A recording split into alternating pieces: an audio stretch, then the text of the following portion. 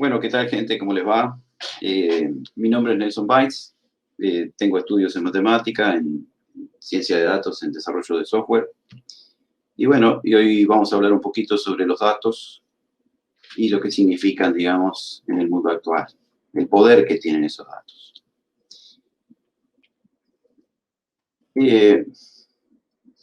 Generalmente, ¿dónde utilizamos los datos diariamente? Es decir, ¿cómo los utilizamos diariamente? Uno piensa, bueno, normalmente los datos yo no los utilizo, no sé para qué me sirven, sé que digamos, las empresas los toman, los guardan, pero yo en realidad no los utilizo. Pero si, por ejemplo, uno decide comprar un auto, normalmente recoge datos, es decir, ve el kilometraje que tiene, cuánto consume de combustible, el costo del seguro, la seguridad que presenta, últimamente se dio mucho eso, de cuántos airbags tiene, el costo de la patente, bueno, el origen, si es chino, si es norteamericano. Uno en general en la vida cotidiana, digamos, analiza datos. En general esos datos se obtienen, por ejemplo, recomendación de amigos, comprate o incluso vemos algunas cuántas estrellas tiene, digamos, ese elemento que queremos comprar en alguna app. Ven publicidad en el medio, es decir, vemos a ver qué nos ofrece, qué cantidad digamos, de seguridad nos ofrece. Y muchas veces también ingresamos a Internet y buscamos en la red. Eso lo hacemos hoy en día. Ahora, la pregunta es si siempre fue así esto, es decir, si siempre tuvimos que buscar los datos o buscamos los datos de esa manera. En la época de los 80 y los 90, quizá antes, en general los datos eran relativamente pocos porque, por ejemplo, uno podía tener datos reservados. ¿Dónde estaban los datos? Estaban principalmente en el Estado. Yo tenía un número de cédula, mi partida de nacimiento y algún dato más por ahí. Si uno tenía un trabajo, bueno, tenía algún dato más, domicilio, profesión, conocimientos. En la salud era increíble lo que existía, pero era la famosa ficha médica, ¿verdad? Es decir, donde uno, la historia médica, donde uno, digamos, se ponía todo en papel, lo que el médico decía que nosotros teníamos o lo que nos había recetado. Era una montaña enorme de papeles que uno tenía que pedirlo con tiempo y tenían que llevárselo al médico. Si uno estaba en un club deportivo, también tenía, por ejemplo, una ficha, un número, y después aparecieron los clubes de video que, bueno, también teníamos un registro. Pero en general, digamos, nuestros datos eran sumamente cortos para guardarlos, ¿verdad? Y en general se guardaban en papel. Es decir, había una ficha, luego apareció, cuando aparecieron los clubes de video, un poquito más la computadora, pero en general era todo en papel. Lo que sucedió, bueno, en los 80 y los 90 fue justamente un cambio, una revolución, ¿verdad? ¿Qué fue que pasó para que todo esto cambiara? Bueno, en 1984 se inicia Apple, digamos, sale al mercado con su primera Macintosh, es decir, una máquina usable en los domicilios. No estaba conectada a Internet, porque de hecho no existía Internet en ese momento, pero uno podía ya, digamos, manipular una serie de datos internos, por lo menos. Las empresas por lo menos los tenían, las familias también lo tenían. Y se hizo popular el uso, digamos, de la computadora. En 1988, en realidad el correo electrónico es de antes, de 1988, pero yo, digamos, coloqué 1988 porque fue el primer correo en la Facultad de Ingeniería, envió el primer correo electrónico del Uruguay. Lo envió a otra universidad y por eso, digamos, también fue un hito. Pero estamos hablando del 88. En 1989, sí, ahí comienza Internet, el desarrollo digamos, del CERN, del director del CERN, comienza, digamos, a interconectar computadoras a través de la red en diferentes universidades, en diferentes sistemas de investigación. Increíblemente, en 1996 aparece el Hotmail, que el símbolo que está allí no es exactamente el que aparece en pantalla, no es exactamente el de Hotmail, pero fue el inicial, digamos, el primero, luego hubo cambios. En el 98 aparece Google, y es increíble también que entre el 96 y el 98 muchas veces teníamos que obtener, o se tenía, digamos, una guía impresa sobre dónde estaban las páginas web. Y era muy complejo, uno le tenía que dar exactamente la dirección de esa página web para poder acceder a ella. En cambio, Google, digamos, con un buscador sumamente potente, hizo nuestro mundo bastante fácil. En el 99, Microsoft también inicia, digamos, el MSN, era una especie de WhatsApp, entre correos, digamos. Uno podía comunicarse de manera instantánea a través del correo, como lo hace hoy con un WhatsApp. En los años 2000 aparece, digamos, lo que se llama la web 2.0, y allí, increíblemente también, comienza a gestionarse el .com, .org, un poquito antes, quizá en el 99 ya estaba organizado que uno, digamos, podía separar esas páginas en diferentes áreas, ¿verdad? 2004, bueno, aparece Facebook con su red social, en el 2005 YouTube, y para el 2006 ya había 100 millones de usuarios de Internet en el mundo, ¿verdad? Eso, por supuesto que generó todo un cambio, y ese cambio fue rotundo en la manera en que nosotros guardamos los datos. Inicialmente, guardar los datos, digamos, para los que tienen mi edad, recuerdan que los recibos de OCE en Uruguay venían con una tarjeta, que era una tarjeta justamente de computadora, en la que venía impreso, digamos, el consumo de agua. Mucho más adelante, pero bastante más adelante, se grababan en cintas magnéticas de distintos tamaños. El famoso disquete, digamos, fue el último que queda vigente, por decirlo de alguna manera, cuando uno hace guardar un archivo, ¿no? Posteriormente se volvieron a guardar datos, digamos, aumenta la cantidad de datos para guardar y se guardan en CDs, en DVDs, en Blu-ray, películas. Y actualmente, básicamente, se guardan digamos, en memoria flash, digamos, de uso masivo, incluso discos duros externos, etcétera, etcétera. ¿Qué problema tiene esto? El problema que tiene esto es que son limitados, es decir, que yo puedo tener una cantidad limitada de información en cada uno de estos formatos. No puedo pasarme, digamos, uno recuerda que, bueno, no me alcanza la película para llenar la información o los datos aquí, o tengo una memoria flash de tal tamaño. Es extremadamente complejo de interconectar, es decir, yo tengo que sacar el instrumento, colocar el instrumento, conectar con el otro. Es relativamente caro, es decir, aunque son, digamos, accesibles económicamente, pero si uno tiene que guardar una enorme cantidad de datos, se convierte en algo caro. Por supuesto, es lento, es decir, los procesos, digamos, de digitalización de estos mecanismos es lento. Y son difíciles de manipular informáticamente, es decir, tengo para interconectar diferentes formatos, o por lo menos en esta época, era bastante complejo de hacer. Pero aparece la famosa nube. Es decir, en la primera empresa, Salesforce, que genera, digamos, una nube de información, no solamente es una nube donde uno puede guardar archivos, sino también donde tiene una infraestructura donde uno puede trabajar directamente en la nube. ¿Qué sucede? Y bueno, los datos comienzan a ser ilimitados, uno puede acceder infinitamente por cualquier lado a cualquiera de los datos que se conocen, tiene un costo muy bajo, es decir, enormemente más bajo, la accesibilidad es impresionantemente buena, muy fáciles de interconectar, es decir, puedo tener datos de diferente tipo y los puedo interconectar entre sí. También son muy fáciles de generar, es decir, continuamente se están generando datos, que ahora lo vamos a ver. Y por supuesto tiene características ecológicas, no contaminan, o si bien contaminan donde están guardados, podría decirse que contaminan, no, digamos, no son en papel, no son en plástico, no, digamos, cuidan el medio ambiente.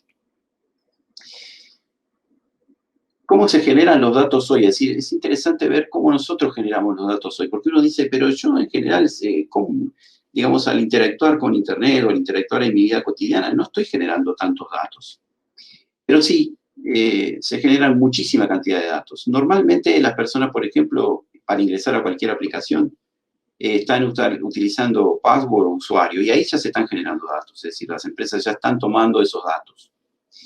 Incluso es interesante ver que hemos puesto tantas contraseñas en todos lados que no sabemos cuál contraseña pusimos en qué lado, ¿verdad? Y eso, digamos, hace incluso que tengamos que tener un libro de código, un libro como digamos, un libro de password especial. Cuando uno hace cualquier transacción con tarjeta de crédito, notoriamente está haciendo, digamos, dando información. Muchas veces lo vemos en las películas que si la persona, digamos, huye de la policía, él, digamos, no utiliza la tarjeta de crédito porque inmediatamente que utilizó es muy fácil rastrearla. Eso porque se generan datos inmediatamente al hecho de usarla, ¿verdad? De todo tipo de datos. Cuando nosotros subimos una foto a algún lado, también estamos generando datos, porque inmediatamente es analizada. Es prácticamente destrozada la foto y digamos, se separa en todas sus partes y además las empresas interconectan esa información con otras cosas. Ni hablar si subimos un video, ¿no? Es decir, el famoso, la empresa TikTok, que bueno, que hay una controversia con el gobierno de Estados Unidos, debido a que si la empresa TikTok en realidad lo que está haciendo no es tomando datos de las personas y generando una enorme base de datos sin prácticamente permiso. Ni hablar de las cuentas bancarias, ¿verdad? Nos piden de todo cuando uno abre una cuenta bancaria. Es interesante ver eso que antiguamente nos pedían, por ejemplo, una cuenta bancaria que tuviéramos un recibo o una justificación de nuestro domicilio, y hoy nos están pidiendo ya una identidad de Antel, por ejemplo, una identidad propia, a través incluso del celular. Tenemos, digamos, una identidad ya más electrónica. También generamos datos cuando uno coloca sobre cualquier cosa que esté en Internet, coloca un me gusta o un like o una estrellita o hace un rating. Eso, digamos, también está generando datos, porque está dando una enorme información de qué es lo que me gusta a mí, qué es lo que no me gusta, qué opino sobre tal cosa. Cuando uno realiza incluso comentarios en una página, es decir, cuando uno entra en un blog y dice, bueno, te felicito, o entra en YouTube y te pone, muy lindo lo tuyo, eso, digamos, también, increíblemente, todas esas frases y oraciones que uno coloca, está generando datos. Lo más interesante es, bueno, cuando realiza una compra, ni hablar, ¿no? Es decir, la información que uno está brindando al comprar, por ejemplo, en Amazon o en eBay o Mercado Libre es impresionante. Ni hablar de los tweets. Pero hay una cosa interesante que últimamente creo que le está pasando a mucha gente últimamente, no ya hace un rato, que es cuando me detengo a ver una foto, por ejemplo, en Instagram. Uno dice, bueno, pero ellos pueden medir, digamos, la cantidad de tiempo que yo me detengo a ver una imagen de las que vi en Instagram. Y de esa manera, según la cantidad de tiempo que yo veo esa imagen, ellos determinan con sus algoritmos datos. Y de esa manera, digamos, uno a veces le parece mágico cómo, digamos, incluso hasta hablando muchas veces, ni siquiera deteniéndose a ver una foto, sino incluso comentando sobre alguna foto, uno luego recibe esa información. Bueno, es porque, digamos, de ahí también se obtienen datos. Se generan datos. Las empresas, bueno, ni hablar. Digamos, yo coloqué miles de fallas diarias porque nosotros tenemos, todos los usuarios de Microsoft tenemos en nuestras computadoras, hay una parte muy interesante que lo que hace es analizar nuestros fallos y se los envía. Muchas veces cuando decimos aceptar, aceptar, aceptar, aceptamos eso también. Es decir, ellos entran a nuestras computadoras, ven los fallos que tuvimos, van hasta la central, al cuartel general de Microsoft, y allí, digamos, analizan las fallas. Y a partir de esas fallas es que, por supuesto, digamos, generan datos, información y corrigen, digamos, el problema que pueden llegar a tener. También, por ejemplo, las empresas se han generado datos a través de los informes de los diferentes departamentos. Tenía una conocida que trabajaba en una empresa petrolera y ella me decía la enorme cantidad de datos que se genera por simplemente en todas las, digamos, las plataformas que tenían petroleras digamos, las sustancias, el tipo de petróleo. Todo eso era una información que se estaba generando continuamente. Incluso ella, digamos, decidió posteriormente trabajar en Machine Learning porque decía esa cantidad de datos y no se hace nada con ellos, donde se podría hacer algo muy bueno. Bueno, ni hablar de las ciencias, ¿no? Es decir, miles de resultados diarios de investigación es poco. Solo en matemáticas, yo más o menos estoy en esa área, se generan por año 200.000 nuevas reglas, 200.000 nuevos teoremas, solo en matemáticas. Ahora que estamos, por ejemplo, en pandemia, se observa que la cantidad de información es abrumadora. creo que es en el 2020 se generaron 50.000 papers solamente de coronavirus, es decir, la información científica seria es solamente relativa al coronavirus. Justamente, digamos, los investigadores analizan esa enorme cantidad de información, ¿verdad? ¿Cómo se nos presentan los datos en general? Bien, tenemos dos áreas grandes que son, podríamos decir, estructurados y no estructurados. Estructurados es cuando están todos prolijitos, todos ordenaditos, por ejemplo, cédula, dirección, teléfono, domicilio, peso y un montón de información. Esa, digamos, es una manera en que los datos generalmente se conservan, digamos, que se presentan. Y también tenemos los otros, como hablábamos de la foto, por ejemplo, bueno, o un comentario, o un tweet, o la información, por ejemplo, que nosotros damos en Google cuando hacemos alguna corrección. Eso también genera datos, pero esos datos son desordenados, es decir, digamos, totalmente sin estructura, ¿no? Por eso se llaman desestructurados.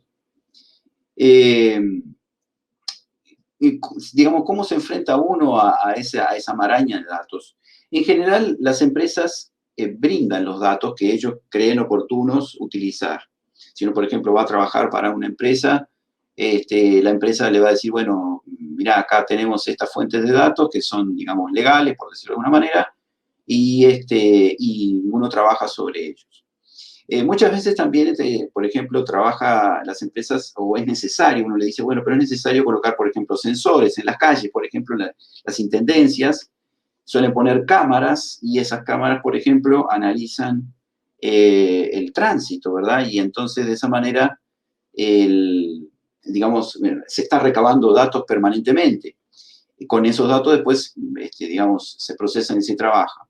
Y hay una situación muy interesante que es, a veces hay que minarlos los datos. Uno dice que parece ser como una mina de oro. Bueno, sí hay que minarlos, ¿sabes? Digamos, en Internet, digamos, al ingresar al Internet, en general las páginas web presentan una posibilidad que se llama web scraping, en donde uno, digamos, puede quitar o analizar, digamos, obtener datos a través de las diferentes páginas web sin, digamos, si no me los brindan o no me los dan.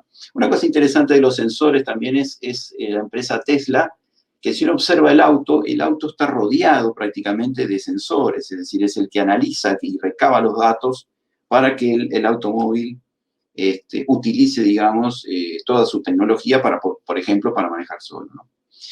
Sin lugar a dudas, esos datos hay que procesarlos, esa enorme cantidad de datos hay que procesarlas, y más si son desestructurados. Hay que hacerles, digamos, un ordenamiento, una calificación, una clasificación. Pero principalmente muchas veces pasa que hay que saber seleccionar los datos. A veces las empresas nos dicen, bueno, nosotros haga el análisis tal, a veces lo pedimos, digamos, nosotros le pedimos algunos datos que ellos tengan, pero otras veces, digamos, tenemos que seleccionar esos datos porque, digamos, hay que saber, digamos, eso se conoce como ingeniería de características, es decir, hay que saber analizar, digamos, qué tipo de datos tengo que tomar, porque a veces tomo un montón de datos y no son útiles, por lo menos para la experiencia que uno quiere tener. Vi una frase interesante que dice, los datos son tan buenos como las preguntas que les hacemos, es decir, nosotros en general, o el analista de datos, lo que hace es justamente preguntarse eso, bueno, pero este dato realmente me sirve, no me sirve, es útil para la experiencia que quiero. Bien, una vez que se recabaron los datos, que esa enorme cantidad de datos, ¿de qué maneras las empresas los utilizan? Bueno, es enorme. Increíblemente, por ejemplo, para otorgar préstamos, si uno va a un banco, el banco, digamos, le va a pedir una serie de datos, va a pedir garantías, pero también va a obtener datos de otros lados. Por ejemplo, ahora vamos a hablar más adelante, en el caso, por ejemplo, del código postal. Es decir, uno dice, ¿para qué quiere saber el código postal de una empresa? Pero ahora vamos a ver qué tiene su importancia, a un banco. Los datos también los usan para retener a los clientes. Por ejemplo, si yo sé cuáles son los gustos que tiene cierto cliente o, digamos, observar la intención que tienen esos clientes de irse de mi empresa o de ir a otra empresa o porque le gusta más algo de otra empresa, entonces yo puedo generar a través, digamos, de la información de los datos de mis clientes, puedo generar una retención de ellos, es decir, hacer que permanezcan, digamos, diferentes campañas que en marketing o en publicidad se van a analizar, que se analizan, que indican, digamos, si maneras de poder hacer que esos clientes queden. Por supuesto, ni hablar de realizar mejores negocios, es decir, las empresas toman los datos y tienen que decidir sobre qué hacer. Una vez dice, bueno, voy a poner una pizzería en la esquina de mi casa y, bueno, algún dato podrá tomar por ahí y puede perder, digamos, si no le va bien, puede perder mucho dinero. Ahora, si, por ejemplo, UPM decide colocar una planta de celulosa en un país como puede ser Uruguay, es una inversión muy alta y, digamos, las probabilidades de perder no puede estar haciéndolo así nomás y, por lo tanto, el análisis de esos datos o del montón de datos que tiene que tener es imprescindible para realizar el negocio. Se utiliza también para reconocimiento de imágenes. Muchísimas veces no nos damos cuenta, pero, por ejemplo, cuando en muchos de los trabajos, los que son presenciales, nos tenemos que parar frente a una máquina y la máquina nos identifica. Bueno, en ese caso, digamos, las empresas usan eso, que luego puede pasar a un software y analizar todos mis movimientos, pero también, por ejemplo, en las entradas de los aeropuertos, se puede analizar, por ejemplo, como está sucediendo en la época de pandemia, se puede analizar quiénes tienen fiebre, quiénes no, bueno, contra los atentados terroristas, etcétera, etcétera, ¿no? La detección de fraudes. Muchas veces pasa que, por ejemplo, cuando uno utiliza una tarjeta de crédito, antiguamente, digamos, ahora no tanto, pero tenía que registrar o informar a la empresa que nos había dado la tarjeta de crédito que íbamos a hacer un viaje. ¿Por qué razón era? Porque de repente aparecía la tarjeta, por ejemplo, nos bloqueaban la tarjeta y decían, ¿qué fue lo que pasó acá? Bueno, lo que sucedía era que normalmente recababan nuestros datos de la manera que nosotros utilizamos la tarjeta de crédito y un algoritmo indicaba que más o menos siempre estamos gastando dentro de tal cifra. Cuando uno viaja al exterior, de repente compraba los pasajes o cuando uno está en el exterior compraba un celular caro o lo que fuera, aparecía una cifra repentina muy alta. Bueno, eso indicaban los algoritmos antiguos, ahora ya está bastante corregido eso, que podría existir, digamos, de alguna manera, alguien que quisiera hacer un fraude con esa tarjeta. Entonces, o por ejemplo, si nos llega a nuestro correo electrónico un spam, entonces también eso, digamos, al recabar datos, las empresas pueden decir, ojo, que esto no es algo muy legal, cuando uno recibe, por ejemplo, una información del exterior. Las búsquedas en Internet, bueno, es continuo, ¿verdad? Es decir, el algoritmo que tenía Google en el 98 era muy bueno, excelente, pero hoy con la inteligencia artificial y el haber, digamos, recabado datos de una manera masiva, hace que, digamos, la búsqueda se pueda realizar de una manera mucho más específica, es decir, es mucho más rápida. E incluso corrige, digamos, de una manera más rápida de lo que nosotros podemos ver, ¿no? Bueno, mejorar la experiencia de usuario. Muchas veces las empresas dicen, bueno, yo quiero que, digamos, no le gustó cómo está la presentación de la página, no le gustó cómo está digamos, diagramado, entonces, o le resultó complejo tal cosa, o le resultó, digamos, el color no fue el adecuado, y bueno, ahí también, digamos, se utiliza eso. Y por supuesto, crea ofertas promocionales en base a lo que, digamos, para retener a los clientes y, digamos, selecciona los gustos, digamos, al seleccionar los gustos de los clientes, también puede generar, digamos, grandes ofertas promocionales, incluso de manera un poco más individual. No es para todos. De repente nos llega a ciertas personas, digamos, ciertas ofertas, pero a otras no. Eso, digamos, también es una enorme facilidad que las empresas tienen para poder desarrollar, digamos, utilizar los datos. La selección de la mejor ruta de viaje, uno normalmente lo hace cuando quiere viajar, por ejemplo, utiliza Google Maps y entonces dice, bueno, quiero ir de tal lado a tal lado, o está en otro país y dice, quiero ir de tal lado a tal lado, y entonces automáticamente aparecen varias rutas. Bueno, eso sale, digamos, de la información. a veces uno dice, pero no, yo quiero, me parece que esta ruta es mucho más sencilla, claro, pero los datos que ingresaron a ese momento de esa ruta es que hay mucho tránsito, hubo un accidente, y entonces, digamos, selecciona mejor. También la selección, a veces uno se pregunta, por ejemplo, Montevideo, Uruguay como puerto, ¿por qué es tan importante en el mundo? Bueno, porque justamente la selección, digamos, los algoritmos y la logística indican que nuestra ruta, nuestro puerto es clave, digamos, en el comercio internacional. Entonces, fíjense que ahora últimamente hay una empresa de origen belga que está justamente ampliando el puerto y bueno, es porque obtuvo datos, digamos, de esa información y no va a invertir 400 millones de dólares para perder, ¿no? Entonces, digamos, las empresas utilizan muchísimo los datos.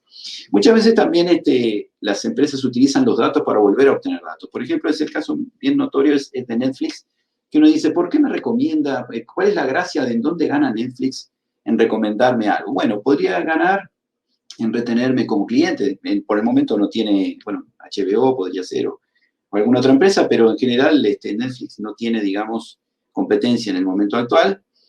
Y uno podría decir, ¿para qué quiere? ¿Para conformarme a mí? ¿Para, digamos, que yo ande bien? Bueno, lo que sucede es que también cuando me brinda, digamos, la información de los gustos de mis películas, y yo elijo películas, también está registrando o tomando los datos para saber qué películas ellos pueden producir. Es decir, a veces uno dice, pero esta película realmente a mí no me llama la atención y es tan famosa, o una serie, y es tan famosa en el mundo entero. Bueno, justamente porque está hecha para el mundo entero. Es decir, recabaron los datos a través de cuando yo puse o vi una película que ellos me indicaban que me gustaba, y recaban los datos y allí, digamos, ellos producen también sus propias películas y por lo tanto vuelven a generar, digamos, datos y ganancias, ¿no? Bien, muchas veces dicen, pero entonces los datos solo sirven para ganar dinero. Y bueno, no sirven solamente para ganar dinero. Por ejemplo, si bien un país puede utilizar los datos para el manejo eficiente de la energía. Si uno observa, por ejemplo, el Reino Unido tiene nosotros también lo tenemos en Uruguay, un poco menos, digamos, interconectado lo que es lo eólico con lo que es hidráulico y con lo que es por petróleo, digamos, ninguna de las otras dos, no ecológicas. Y, digamos, dependiendo del horario, incluso la famosa, digamos, UTA inteligente, ¿no? Es decir, la oferta que nos presenta, bueno, si nosotros lo hacemos dentro de tal horario, bueno, esos digamos, si bien es una manera de ganar dinero también, pero es una manera de que nosotros también ganemos dinero, es decir, que por lo menos tengamos mayor confort. Sin lugar a dudas, la detección de enfermedades es clave para el uso, digamos, el uso de los datos de manera positiva. En Uruguay no se da tanto, pero cuando uno viaja, digamos, a alguna ciudad importante y tiene que ir a hacer algún trámite en algún hospital, observa o tiene que ingresar a algún hospital, observa que el médico, quien lo va a ingresar, tiene una tablet en la mano y va tomando la información y va agregando esa información a sus bases de datos y luego, digamos, en base a su intuición, pero también en base a la información que le da la computadora, digamos, nos brinda el servicio que nos tiene que brindar.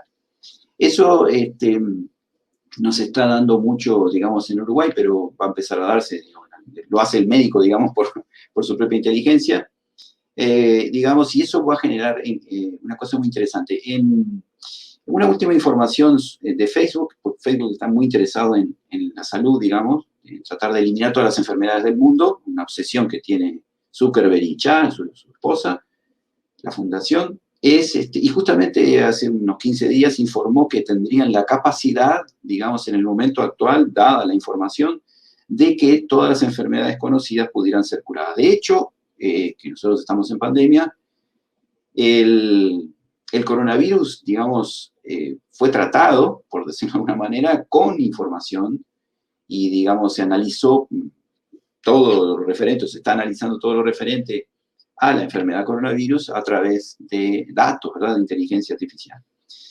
Hay un caso muy notorio de inteligencia artificial, digamos, o de información de los datos de buena cosa, que es el caso de Angelina Jolie, en donde ella, digamos, fue a los médicos y los médicos le indicaron que tenía 98% de probabilidad de tener cáncer de mama.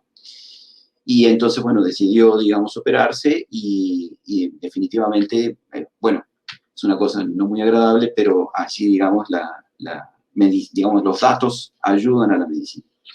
Ni hablar del genoma, ¿no? Es decir, la cantidad de combinaciones que tiene el genoma humano, o los genomas de todo tipo, digamos, sería imposible hacerlo a mano. Llevó muchísimos años hacerlo a mano y hoy con las computadoras o con datos, digamos, podemos tener eso. La empresa Pfizer o Moderna, que son las que utilizan el ARN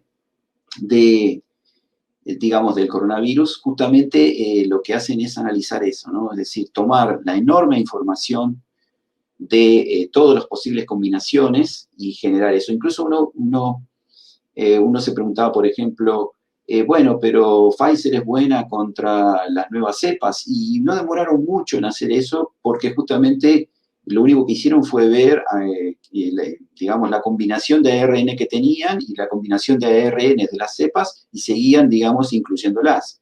Por lo tanto, pudieron contestar de una manera, en 15 días, de una manera muy rápida esa situación.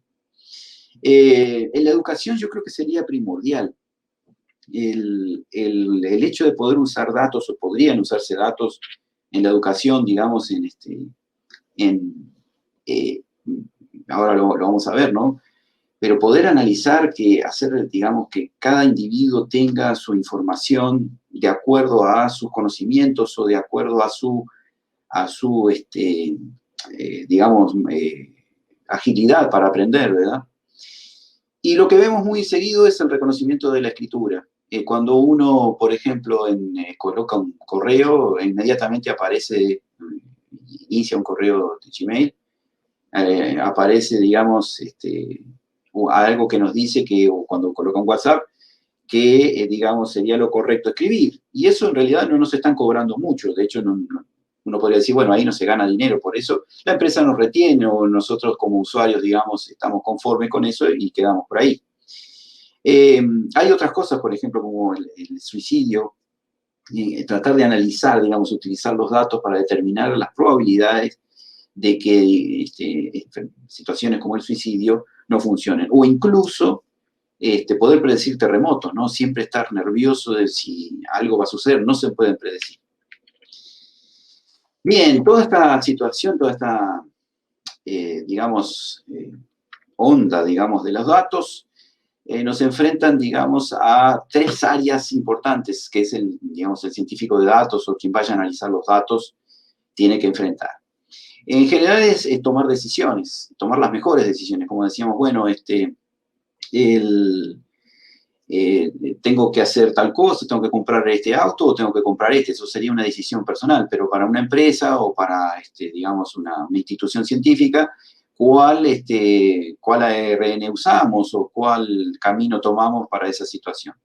Existe también lo que se llama el análisis predictivo, que es, bueno, ¿y qué pasará después? ¿Qué pasará en el futuro? Bárbaro, yo hago esto, y después le presto dinero a esta persona, ¿me pagará?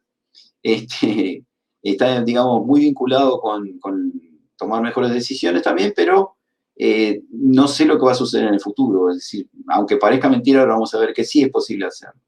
Otra de las circunstancias que el científico de datos utiliza es el descubrir patrones. Por ejemplo, un hecho muy importante es, en el caso de lo que estamos viviendo ahora, el coronavirus, que es analizar, digamos, qué zonas están teniendo contagios, qué zonas tienen más contagios, qué zonas tienen menos contagios. Una cosa interesante es, por ejemplo, en el caso policial también, es decir, analizar cuáles son las zonas en donde uno puede llegar a tener más delitos o menos delitos. Bueno, ni hablar de Netflix, cuando uno busca patrones, saber de comportamiento. Muchos de los datos que nosotros utilizamos, o de la información que se utiliza inteligencia artificial. Digamos, se toman los datos y luego, digamos, se crean una serie de modelos, una serie de algoritmos que están vinculados a inteligencia artificial, son de machine learning o de deep learning, y ahí se toman decisiones a futuro. Es a mí me ha pasado siempre, incluso en el tema de la educación, que yo he propuesto, digamos, alguna cosa en educación y me han dicho, no, eso no es posible saberlo. Y yo les digo que sí, y no, por más que uno les muestre, digamos, a la gente, digamos, que eso es posible hacerlo, muchos te dicen, no, no, no es posible, todo va a cambiar. Y si pasa tal cosa, bueno, pero hoy en día si pasa tal cosa también está incluido en los datos y por lo tanto, con la enorme información que hay, es posible tener adivinar el futuro. Y uno dice, nada, yo siempre pienso, si uno quiere, digamos, le dicen, bueno, voy a ir a un adivinador, una adivinadora para que me diga lo que va a suceder. Y yo diría, pero eso ya existe, digamos, a veces no tengo que ir a un astrólogo, digamos, para que me diga lo que van a hacer las estrellas conmigo para el futuro. Yo creo que iría a un científico, ¿no? Siempre pongo el mismo ejemplo del astrónomo. El astrónomo nos dice, bueno, mira, en el año 2028, a las 12 del mediodía con 3 segundos, la luna va a estar en tal posición. Y bueno, esperamos a ese día y efectivamente está. Eso es adivinar el futuro. ¿Es posible adivinar el futuro con datos? Uno dice, sí, es posible, digamos, tener esa situación con datos. Y bueno, es increíble, pero sí, es increíble, pero sí. Es decir, vuelvo a repetir, a veces no nos creen creer cómo esto va a suceder, es decir, cómo es posible. Y por eso traigo un lindo ejemplo, es un ejemplo popular de fútbol, pero es interesante ver que esta es la revista Referí, la publicación Referí del diario El Observador, en donde es interesante ver la fecha, es decir, el 6 de octubre del 2020, pregunta, bueno, ¿cuántos goles hará Cavani en el Manchester United? Es decir, la empresa lo contrató. Y ahí observamos algo interesante, ¿verdad? Observamos cómo las empresas, es decir, incluso aparece la empresa, la compañía española Olosí, que utiliza mucha inteligencia artificial, digamos, viven de la inteligencia artificial para el fútbol, porque digamos, la Liga Española, la Liga Italiana, y vende esos servicios, por supuesto, a las empresas, porque nadie va a contratar a un jugador tan caro y no va a saber lo que va a suceder en el futuro, ¿verdad? Entonces uno dice, pero es imposible saber eso, es decir, no podés saber qué va a pasarle a Cavani o cuántos goles va a hacer. Y entonces es muy interesante ver la fecha, porque dice 6 de octubre del 2020, y hay una predicción, hay varias predicciones, dice, si Cavani jugara el 70% de los minutos, anotaría entre 14 y 15 tantos, entre 14 y 15 goles. Eso, digamos, si jugara el 70% de los minutos. Esta es la ficha, la ficha de Cavani internacional, es decir, ahí todos los jugadores del mundo tienen esta ficha, y efectivamente el día que terminó la liga inglesa, ahí está la fecha, el 12 de mayo, había hecho 15 goles. Entonces uno dice, parece mágico esto, parece una cosa rara, pero realmente sí. Es decir, a veces parece cómo uno puede llegar a saber eso, y sí, es increíblemente, parece mágico, digamos, que pueda llegar a suceder. El hecho de poder, digamos, recordar, el hecho de poder, digamos, utilizar esto, vemos que facilita muchísimo, digamos, facilita, por lo menos hace que, digamos, las empresas trabajen un poco más. Siempre hay una especie de nervios sobre lo que va a suceder, pero hay un margen, digamos, importante de acierto en general. En las empresas, por ejemplo, también Supermatch lo utiliza, digamos, y uno, digamos, lo utiliza, digamos, en el caso de las apuestas y puede, digamos, generar información útil para que la empresa no pierda, ¿no? Bien, una pregunta interesante es, si yo tengo una empresa pequeña, porque estamos hablando del Manchester United, estamos hablando de, digamos, de empresas como Facebook, pero si tengo una empresa pequeña, es decir, si yo tengo una pizzería en la esquina de mi casa, ¿no? ¿Vale la pena utilizar datos? Es decir, ¿para qué quiero saber eso? Y la pregunta es muy interesante, y otra pregunta sería, ¿y qué hubiera pasado si yo hubiera retenido toda la información de mis clientes desde que arranqué? Es decir, ¿qué hubiera pasado si yo hubiera tenido la dirección? ¿Cuál es el gusto de pizza que más le gusta? ¿Cómo le gusta la pizza? ¿Qué días lo comió? ¿Qué distancia está de mí? ¿Si se mudó o no se mudó? Si, digamos, ¿qué grupo de amigos tiene? Y eso, sin lugar a duda, creo que sería una diferencia, ¿no? Porque muchas pizzerías se van a poner alrededor mío y teniendo esa información yo puedo tener un diferencial. Eso le sucedió, por ejemplo, a la empresa Domino's de Estados Unidos, que estaba prácticamente en quiebra. Entonces, lo que decidieron fue, bueno, ¿qué hacemos? Porque o cerramos o nos reconvertimos. Y bueno, lo que sucedió fue que contrataron a científicos de datos, la mitad la mitad de los que habían contratado 200 en la parte administrativa eran 400, contrató y analizaron todos los datos que la empresa podía o tenía en ese momento y más, ¿no? Es decir, hicieron web scraping, analizaron barrios, zonas. Y bueno, definitivamente determinaron cosas que le dio resultado. Y hoy Domino's Pizza, por ejemplo, vende pizza incluso en Nueva York, que es la ciudad de la pizza, ¿no? O en Italia, que digamos, si no compro en restaurantes italianos la pizza, parece que no es buena, pero sin embargo Domino's vende todavía en Roma, vende en Milán. Incluso hay una cosa interesante de Domino's que cambió el sistema de deliveries, es decir, los deliveries son propios, incluso llevan símbolos encima del auto, ¿no? Es decir, algo que los clientes querían sus propios deliveries, y bueno, entonces Domino's se los dio.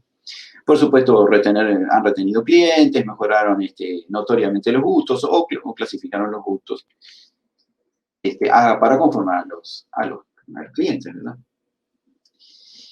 La pregunta es si existen oportunidades de utilizar datos y que las empresas utilicen datos o quienes utilicen datos en el Uruguay, y sin lugar a dudas sí. Estamos en pañales y, digamos, y es imprescindible hoy en día, vamos a ver por qué, utilizar datos. Sin lugar a dudas el Estado es el primero, ¿no? Es decir, con la tarifa inteligente de UTE, el uso del agua, bueno, con lo que decíamos hoy en el Ministerio del Interior, por ejemplo, que saber o determinar en qué horarios los presos, los delincuentes hacen sus fechorías, en qué zonas, qué cantidad digamos, de personas necesito para hacer ciertas cosas. El análisis, por ejemplo, de datos para saber, bueno, inversiones, préstamos, del hecho de análisis predictivo, ¿no? ¿Qué va a suceder en el futuro? Es decir, yo estoy acá parado, pero ¿qué va a suceder después? En la educación, sin lugar a duda. Es decir, Uruguay está, digamos, bastante mal en educación y lo que tiene que hacer es justamente un cambio rotundo. Bueno, ese cambio podría venir perfectamente de la mano de los datos, ¿no? Como yo decía, analizar los datos de un alumno y poder determinar en marzo si el alumno le va a ir mal en matemática. Y uno dice, no, eso no podés, porque el alumno va a cambiar las circunstancias. Bueno, recién lo terminamos de ver con Cavani, sí, es posible. O, digamos, hay una empresa en Nueva York que se llama Newton con K, que lo que está haciendo justamente es recabar o generar, digamos, aplicaciones para que cada alumno tenga o vaya creciendo en su conocimiento, aprendiendo, digamos, de forma individual, es decir, se va adaptando. Incluso el Tecnológico de Massachusetts tiene creado una aplicación en la que coloca un ejercicio a un alumno y según la respuesta que dio el alumno, sea buena o sea mala, genera, digamos, una nueva pregunta para ese alumno de forma especial, ¿no? Entonces, digamos, va adaptándose, imagínense, por ejemplo, los alumnos que tienen, digamos, problemas de adaptación, o hay que concentrarlos, o hay que, digamos, que no se distraigan, o decirle, bueno, digamos, mantenerlos atentos. Es fundamental. Bueno, y la salud, ni hablar, ¿no? Es decir, clave para el día de hoy. Estamos en las puertas, digamos, como dice Zuckerberg, de curar todas las enfermedades. Eso se lo había propuesto. Parece raro que uno diga, curar todas las enfermedades. Bueno, el hombre va a ir a Marte en poco tiempo, los autos se manejan solos. Es probable que tengamos, digamos, de hecho van a aparecer virus nuevos, de hecho se va a saber si van a aparecer virus nuevos o no. Una cosa interesante también de ver ahí es que cuando a veces al inicio de esta pandemia me preguntaban, bueno, no, pero esta tal cosa, tal otra. Lo que sucede es que, digamos, lo que tenían analizado los científicos era la posible desaparición de la humanidad. ¿De qué manera la humanidad podía, digamos, desaparecer? Y una de las opciones, bueno, por supuesto, meteoritos. Y una de las opciones, y la más, digamos, cercana de esas opciones, era que la humanidad podía llegar a desaparecer por una enfermedad. Es decir, una enfermedad que solo atacara a los humanos y que se transmitiera rápidamente y entonces disminuyera, digamos, la población del mundo de tal manera que provocara la extinción.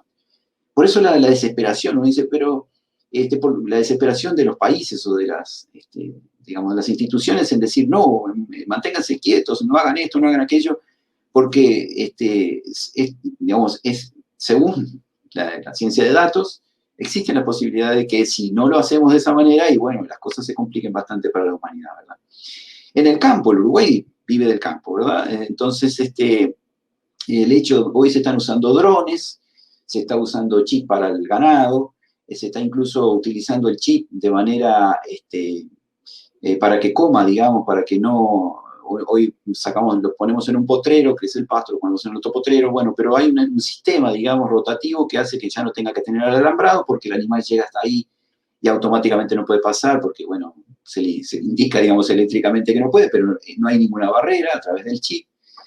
Y entonces, digamos, generar o ver, bueno, ahora tengo que plantar tal cosa, o digamos, el riego, por ejemplo, el riego por goteo, que está todo computarizado, yo puedo plantar en el medio del desierto y obtener resultados.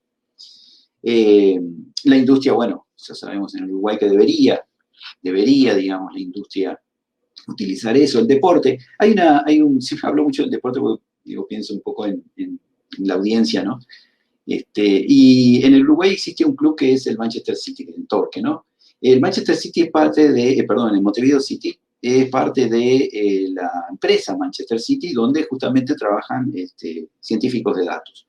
Y uno dice, es un cuadro joven, que digamos, es casualidad que llegó, es porque el impulso. No, no, es porque hay científicos de datos atrás. Es decir, analizaron la empresa, Manchester City como empresa, tiene varias instituciones en el mundo, y lo que hace es analizar justamente los datos de los deportistas, de partidos, de directores técnicos, un montón de información, y entonces lo que, digamos, hace eso es tener resultados. Los vemos, sí, son resultados magros, pero son resultados. Y el cuadro solo es un cuadro que inició en el 2014, ¿no?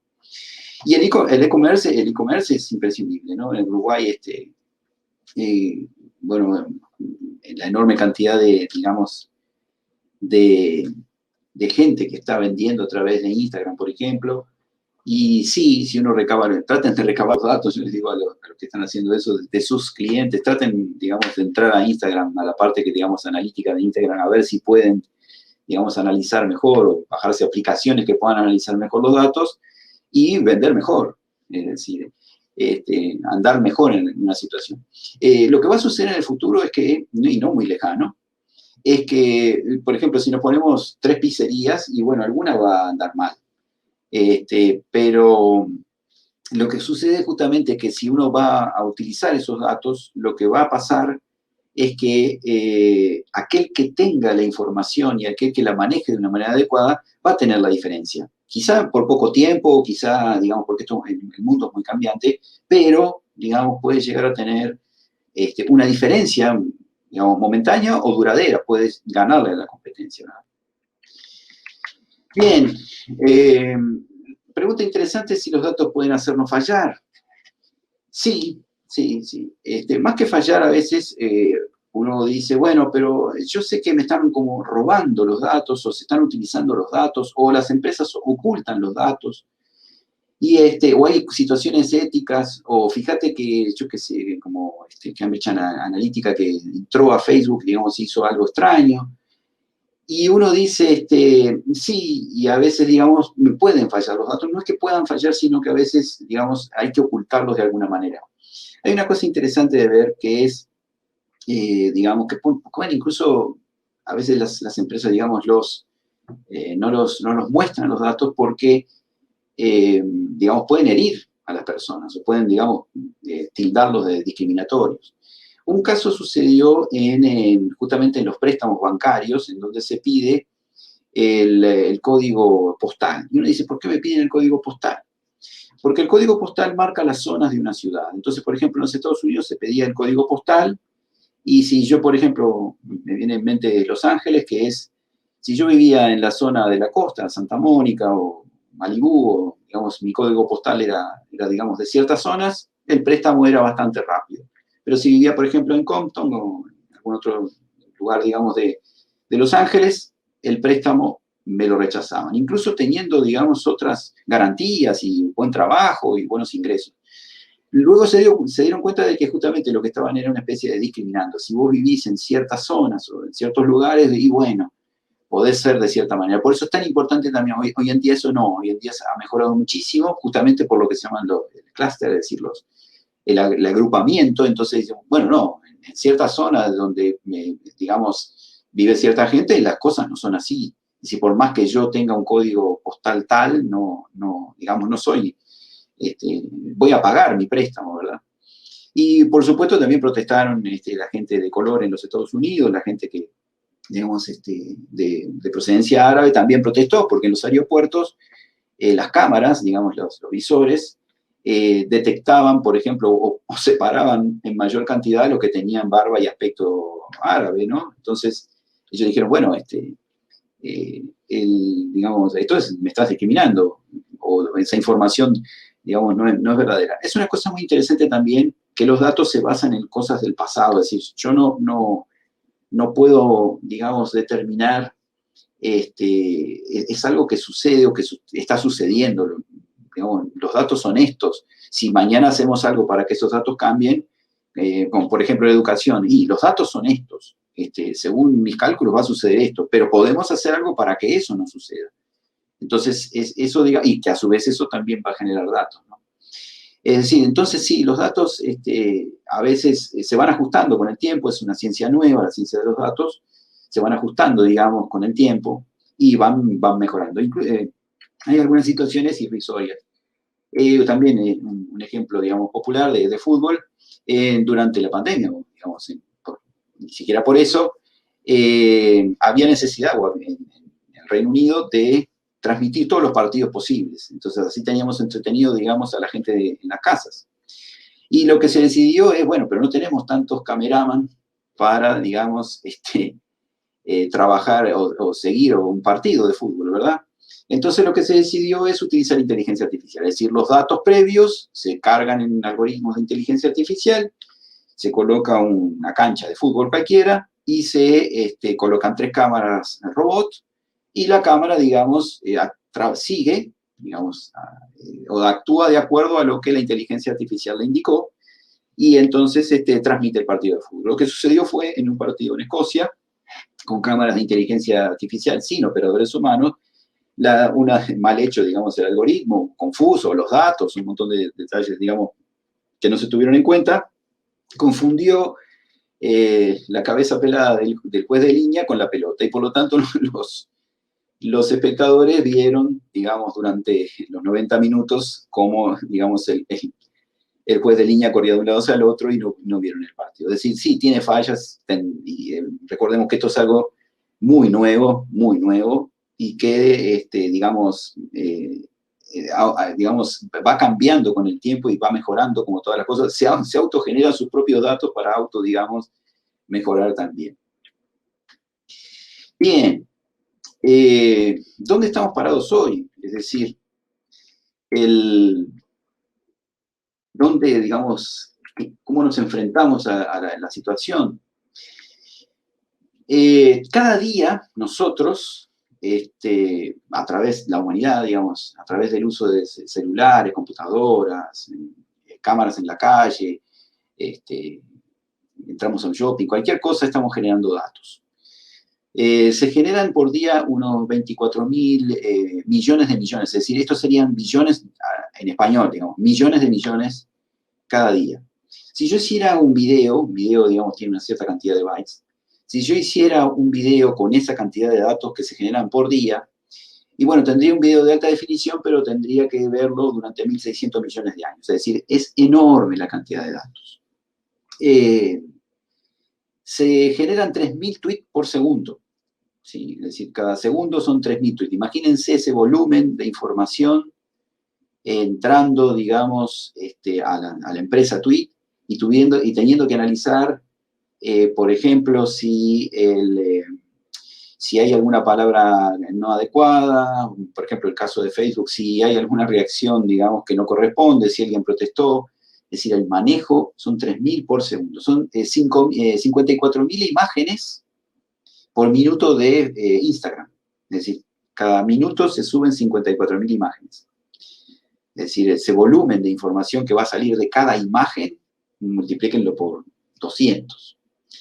Por supuesto, 3.500 millones, 3.500 millones de consultas diarias por Google solamente, ¿no? Es decir, ahí hay digamos, estamos parados frente a una enorme información de datos diarios.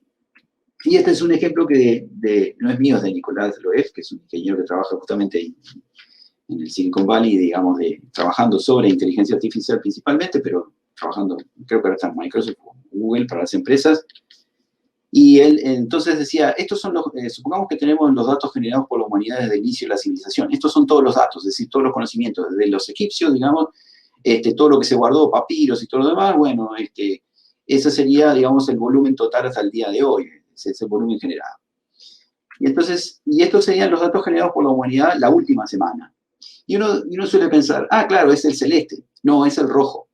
El celeste es lo que se había generado antes. Es decir, por semana, la humanidad genera más cantidad de datos, una enorme cantidad de datos, muchísima más de la que se estaba generando en todos los tiempos pasados.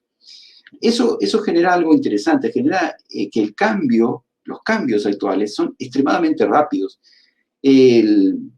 Uno dice, bueno, ¿qué voy a estudiar en el futuro?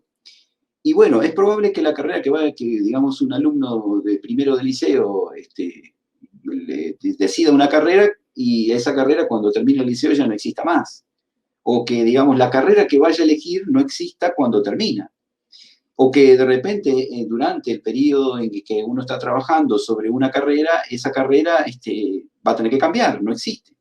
De hecho, por ejemplo, en ciencia de datos, es impresionante cómo ya empezó a dividirse, incluso se nota mucho en el desarrollo de software, cómo, digamos, hoy tenemos separados, ¿no? Bueno, tenemos el testing, tenemos el arquitecto, tenemos el diseñador de patrones, tenemos esto, es decir, cómo, digamos, las empresas se está automatizando la producción de software justamente y cada uno ya se está especializando en una parte de eso, sin a veces ni siquiera tener en cuenta o conocerlo de al lado, ¿no?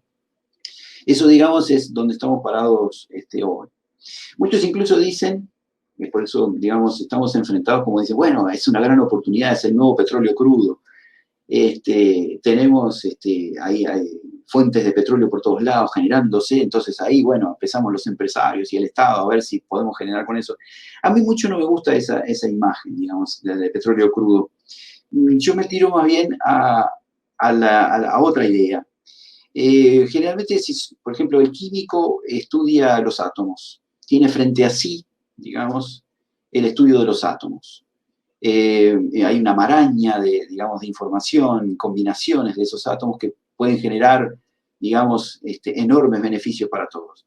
Ni hablar del biólogo, ¿no? Es decir, animales, plantas, pero fijándose ahora un poco de lo que estamos viviendo en pandemia, cómo digamos, la cantidad de virus o combinaciones o cepas, digamos, que están apareciendo, ¿no? Las mutaciones, digamos, que se generan solamente en algunos virus. Cada año, digamos, nos tenemos que vacunar de gripe con otra cepa nueva, ¿no? Y yo lo veo, digamos, los datos no como petróleo crudo, yo lo veo más bien como si fueran un nuevo reino, digamos, dice, uno ve el reino mineral, el reino animal, el reino y yo creo que estamos frente a una nueva cosa que es digamos, un nuevo reino. Para mí es el reino de los datos. Es decir, esa enorme cantidad de información de todo tipo, de todo tipo. Puede ser científica, deportiva, industrial, personal, sentimental, geográfica, la que uno quiera.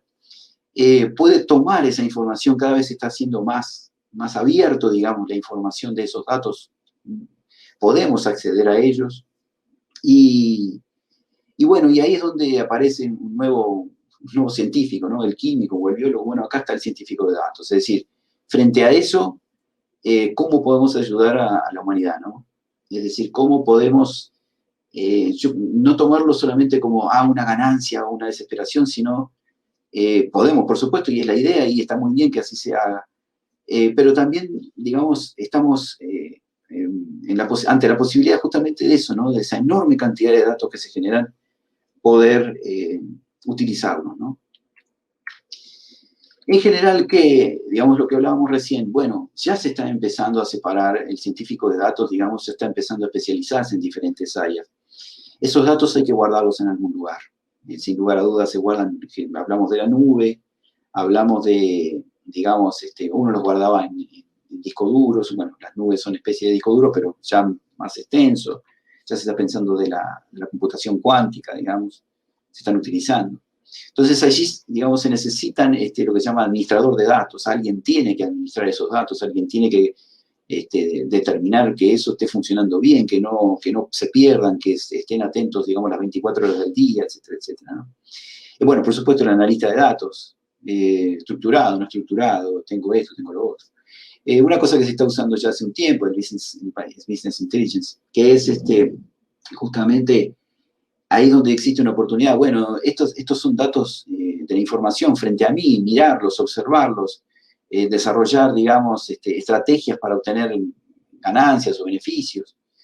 Es, por supuesto, el experto de Machine Learning, el Deep Learning, que es un área, digamos, de la inteligencia artificial que,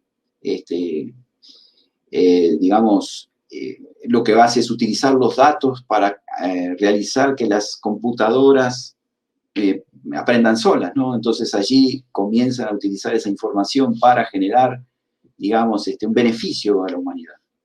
Y por supuesto el científico de datos. El científico de datos es una especie rara, digamos, por decirlo de alguna manera, que es una persona que, digamos, debe abarcar muchas cosas, ¿no? Es decir, por supuesto, uno dice, bueno, tengo que manejar matemática, y sí, bueno, hay que manejar matemática. Debo saber programación, sin lugar a dudas, es decir, tengo que estar informado, por ejemplo, algunos dicen que uno tiene que tener dominio de hacker, ¿no? Es decir, a veces tener un panorama general de cómo funciona hoy el mundo de la informática y, por supuesto, saber desarrollar en algún programa. Hoy se está usando mucho Python, R, pero, digamos, algún desarrollo de programa.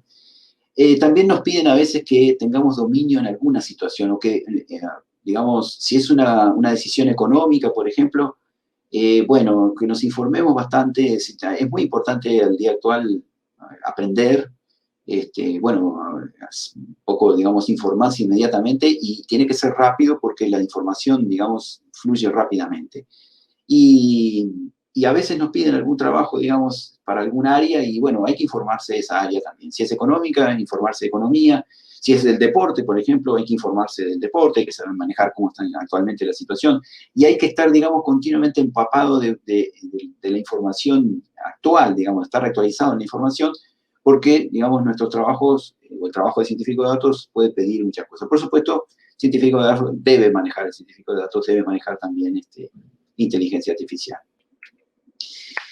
Bueno, y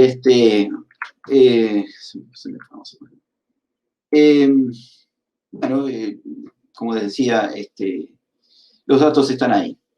Simplemente están esperando que los usemos, ¿no? Es decir, nos están esperando, vamos a ver si con ellos podemos hacer algo bueno. Bueno, muchas gracias y les agradezco a todos en la audiencia, muchas gracias por escucharme. Y lo que vamos a continuación va a ser vamos a contestar preguntas.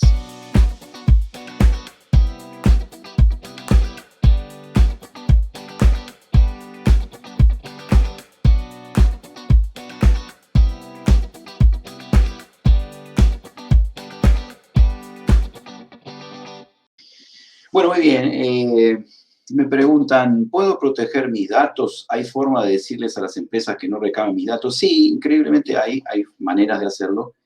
Lo que sucede es que uno generalmente cuando, por ejemplo, ingresa a una red social o una aplicación, pone aceptar, aceptar, aceptar, o estoy de acuerdo con los términos. Y eso, digamos, y no lo lee. A veces alguna empresa por ahí hace que uno recorra, digamos, toda la información y después nos da eso. Pero sí, si no nos gusta algo, digamos, bueno, a veces uno dice, bueno, tendrían las empresas que informar sobre qué datos están recabando. Bueno, eso habíamos hablado de que a veces pueden llegar a herir a las personas, ¿no? A veces hay datos que están ahí tapaditos y, bueno, lo recabaron, le dimos el permiso, Pero bueno, podemos decir de cualquier manera, o sería bueno, digamos, en algunas circunstancias que no, que digamos, vuelvo a decir, es lo que sucede, ¿no? Es lo que hay, no, no es, no es, digamos, cuando uno pone a aceptar y bueno, pero sí, en cualquier momento, de cualquier manera, le puede decir a la empresa que no quiere más eso, ¿no? No quiere, o restringir la cantidad de datos, sí, es así. Bueno, otra pregunta. Dice, ¿cómo me inicio en el mundo de los datos? ¿Qué formación necesito tener? ¿Qué puedo estudiar? Bien, sí. Bien, como vimos, hay muchas áreas en el mundo de los datos. Yo puedo comenzar, digamos, viendo análisis de datos, puedo trabajar en Business Intelligence. No es necesario en algunos aspectos tener matemáticas, sino, digamos, tener claro, bueno, en qué negocio es o lo que se llama el dominio de negocio, a qué rubro se refiere. Muchas veces, por ejemplo, lo hacen economistas o contadores. No es necesario, digamos, hay muchas áreas. Puedo también trabajar en lo que se llaman los almacenes de datos, los warehouse, los data warehouse. Y, digamos, en ese caso hay muchas áreas. Por supuesto que, digamos, cuanto más quiero ampliar o más quiero abarcar, y bueno, más información se va a necesitar, ¿no? Es decir, la formación, digamos, en el momento puede ser básica, digamos, digamos, graduado del liceo, y luego tener alguna información, digamos, técnica, y después progresar, matemática, desarrollo de software. Pero es algo accesible, digamos, no es algo porque uno diga, bueno, no, digamos, habla de matemática, habla de estadística, habla de inteligencia. No, no, pero es algo realmente accesible, digamos, no tiene problema. ¿Qué puede estudiar? Y bueno, sí, lo que sea de datos viene bien. Analista de datos, siempre hay que empezar y nunca parar. Es decir, esto es algo que, bueno, me recibí de analista de datos. No, no, esto va a cambiar y mañana cambia, y mañana cambia, y mañana cambia. Es decir, continuamente, digamos, el aprendizaje va a ser para siempre. Y es altamente probable que, digamos,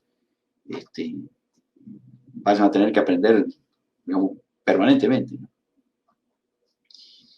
Hay otra pregunta. ¿En qué puedo trabajar luego de estudiar ciencia de datos? Bueno, las empresas en Uruguay, por ejemplo, ya están comenzando a tener, están, digamos, tomando, digamos, científicos de datos o especialistas en datos. Algunas son incipientes, otras los están usando, pero está a la vuelta de la esquina. En cualquier momento el Estado empieza a poner, empieza a requerir científicos de datos. Hay que analizar enorme cantidad de información útil. Entonces, esto es muy dinámico, esto es muy rápido. Se puede trabajar tanto para el Estado como en empresas privadas. También se puede trabajar por la cuenta, es decir, freelance. Hay uno de los trabajos, digamos, que más se pide en freelance es web scraping, que es justamente recabar, digamos, datos de las páginas web según lo que nos pidan, ¿no? Es decir, son programas de computadora que son bastante accesibles y entonces uno, digamos, recaba datos o para empresas o para quien sea. Eso es un trabajo freelance que se paga, digamos, pero también uno puede, digamos, plantearlo el trabajo como una empresa propia en donde uno pueda brindar servicios. Uno siempre dice, bueno, para servicios para empresas grandes. Bueno, sí, pueden ser, pero en Uruguay no tenemos muchas, pero pueden ser para empresas chicas o pueden ser un grupo de empresas chicas que, digamos, utilicen datos para comprar, por ejemplo, yo qué sé, cadenas de farmacia, que son relativamente grandes, pero bueno. Pero puede ser, por ejemplo, para la pizzería de la esquina, digamos, si es caro a veces hacer eso, bueno, puede ser caro o no, depende. Porque muchas veces, por ejemplo, el trabajo que se hace de inteligencia artificial, trabajas en las nubes, y la nube es como la UTE, nos cobra por lo que gastamos, digamos, no nos cobra digamos, fijo, no es un cargo fijo, sino que según la cantidad de datos que estemos usando, nos va a cobrar. Bueno, y no me preguntas. Bueno, muchísimas gracias por participar, les agradezco pila, espero les haya servido. Bueno, nos vemos.